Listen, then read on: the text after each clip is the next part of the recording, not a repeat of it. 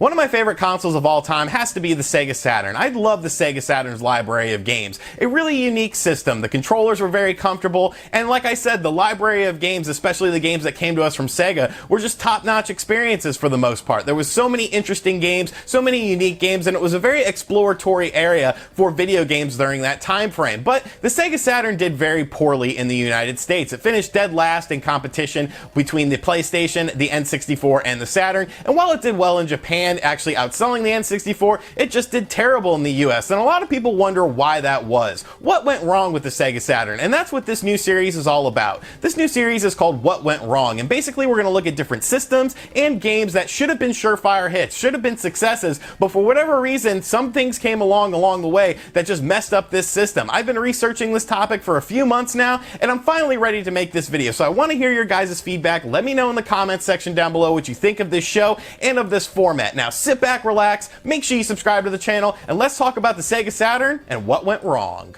Hey, RGT 85. Hey, Sean. Oh my God, it's Stevie Richards!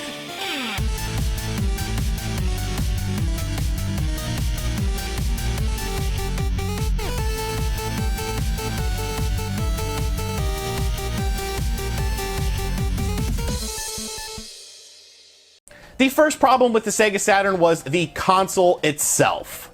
Sega of Japan believed that 3D gaming was a gimmick and not necessarily the future of the industry. At that time, it was sort of reasonable to believe that, as 3D was pretty primitive and grainy, whereas 2D was hitting its stride and was pretty much the standard for home console gaming. So Sega of Japan saw this 3D gaming thing as a novelty and felt the technology needed to make this a really popular thing wasn't quite there. And while yes, Sega did have some 3D arcade games and even some 3D games on the 32X, they were sort of unique in the type of 3D that they were. A lot of early 3D projects from Sega were based on sprite mapping, rotation, and scaling. Games like Virtua Fighter, which was a huge arcade hit and one of the first 3D style of games, especially in the fighting genre, was still mostly a 2D game that featured flat, primitive polygons on a scaling 2D background. What's interesting though is how Sega of America, whose CEO at the time was Tom Kalinske, viewed the 3D market leading up to the Saturn. Sega of Japan and Sega of America really didn't get along and butted heads pretty often, and this was yet another prime example. Sega of America would constantly suggest things to Sega of Japan, but according to Kalinske, it would always fall on deaf ears. Supposedly, Sega of Japan somewhat resented the success of Sega of America at the time with Genesis and the catapulting of Sonic the Hedgehog, which wasn't nearly as popular in Japan as it was stateside. According to Kalinske, Silicon Knights actually approached Sega of America early in the development of the Sega Saturn with a 3D chip to use with the system. Kalinske tried to get Sega of Japan to consider this and take action, but it went nowhere, so Kalinske actually sent Silicon Knights to Nintendo to try and pitch it to them. That 3D chip of course ended up being the SGI RCP graphics chip used in the N64, which made it the premier platform for 3D games such as Super Mario 64, The Legend of Zelda Ocarina of Time, and first-person shooters like GoldenEye and Perfect Dark. While I'm not saying Sega of Japan is to completely blame for the lack of 3D prowess of the Saturn, because nobody really knew what the future held for 3D games at the time, the short-sightedness eventually did hurt the Saturn, as 3D gaming became very popular. Strangely enough though, games like Quake and Duke Nukem 3D did end up coming to the Sega Saturn, and were 3D levels with 2D sprites.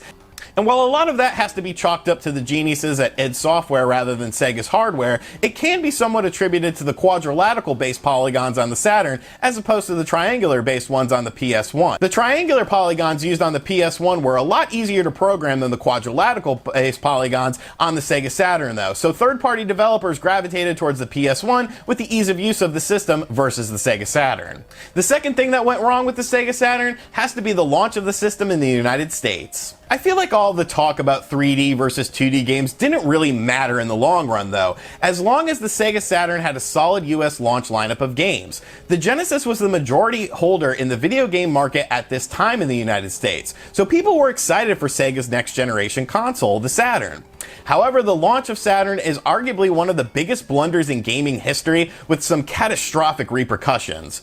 The Sega Saturn was originally supposed to launch in the US on September 2nd, 1995, but at E3 of 1995, Sega called an audible. With the PlayStation 1 launching on September 9th, Sega was hellbent on beating Sony to the 32-bit marketplace, and decided that 1 week wasn't enough time.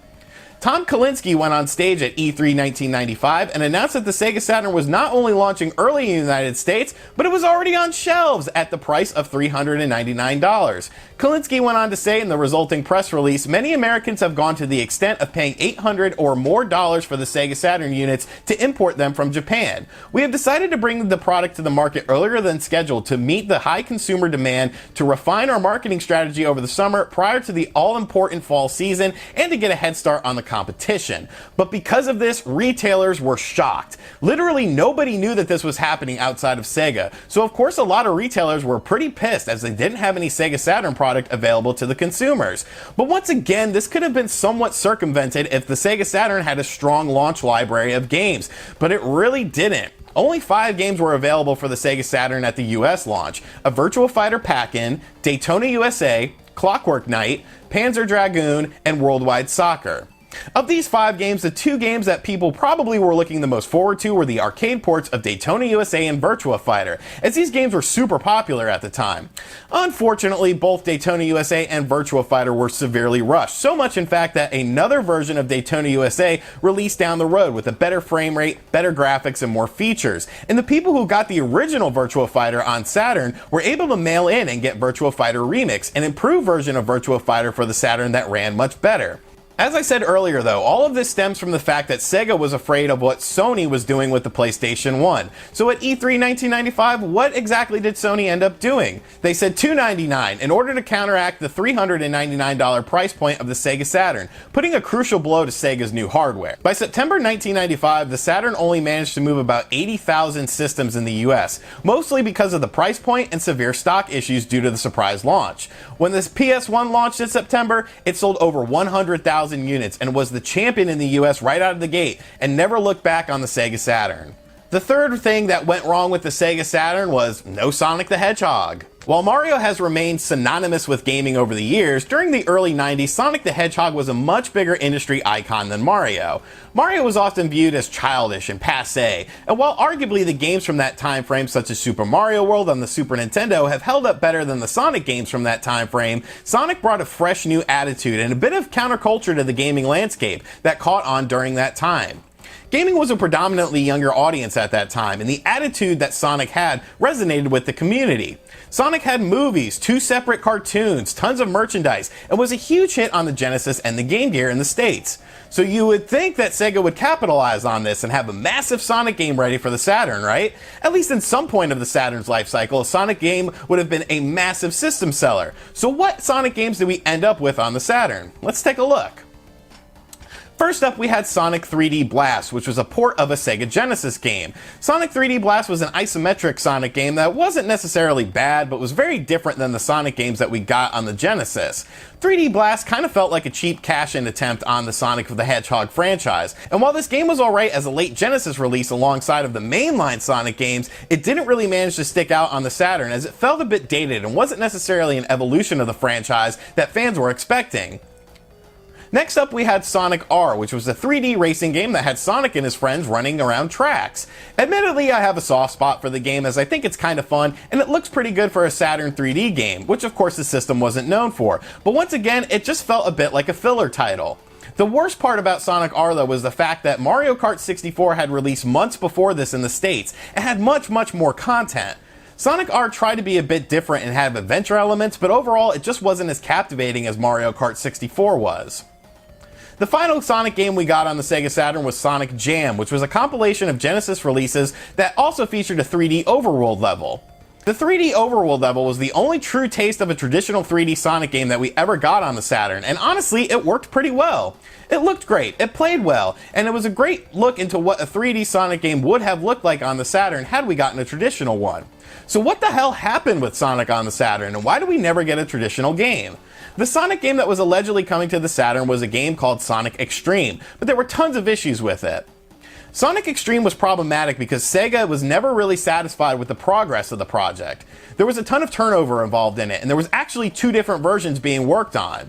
Meanwhile, Yuji Naka, who is often credited as the godfather of Sonic and spearheaded Sonic Team, known for all the great Sonic the Hedgehog games, had a lot of frustrations with Sonic Extreme because they wanted to use the Knights engine for a Sonic game on the Saturn, and Sonic Team was actually working on yet a 3rd version of Sonic Extreme. So really, Knights was sort of the spiritual successor to Sonic on the Saturn, as it's the closest look we got to a full-fledged Sonic game on the Saturn from Sonic Team. But due to all the turnover and a constant internal struggle with the game, it was just honestly never meant to be. The craziest thing about the Sega Saturn though, and what went wrong with it, has to be how Sega managed to flush away all of the goodwill and success of the Genesis in the US in just under a year. Sega owned 55% of the video game marketplace as of January 1995 in the US, and while yes, competitors were working on products, Sega had no reason to rush out and beat PlayStation to the starting lineup. The N64, of course, didn't release until 1996, and Sony was unproven in the video game marketplace. Imagine if Sega of Japan gave the okay to use the Silicon Knights chip in the Sega Saturn. Imagine if Sega of America didn't rush the Saturn to the US marketplace and did the original launch of September so that third-party developers would have games ready alongside of the polished first-party Sega Saturn titles from Sega. And imagine if a 3D Sonic game was released in 1996 to boost sales that year. The video game landscape could have been a very different place today. But in my opinion, those are the 3 things that went wrong with the Sega Saturn. Why the Sega Saturn never saw great success in the United States, and I feel like these things could have been avoided, honestly. You know, the butting heads between Sega of America and Sega of Japan was just unfortunately how they did business at that time. And I feel like if they would have implemented a few different things, if they would have used that Silicon Knights chip, if there was a Sonic game ready and they didn't rush out the launch of the system, I think the Sega Saturn could have been a much bigger hit in the United States. But I would love to know what you guys think of both the Sega Saturn, the failures of the Saturn in the US,